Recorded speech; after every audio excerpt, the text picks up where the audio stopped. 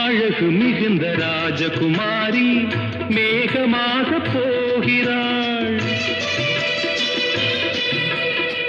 ஜரிகை நெளியும் சேலை கொண்டு மலையை மூட பார்க்கிறாள். பள்ளம் சிலர் உள்ளம் என ஏன் படைத்தான் ஆண்டவன்? பட்டம் பெற தேடுகின்றேன், எங்கே அந்த நாயகன்? மலையின் காட்சி இறைவன் ஆட்சி. செந்தாழம் பூவில் வந்தாடும் தென்றல் என் மீது மோதுதம்மா.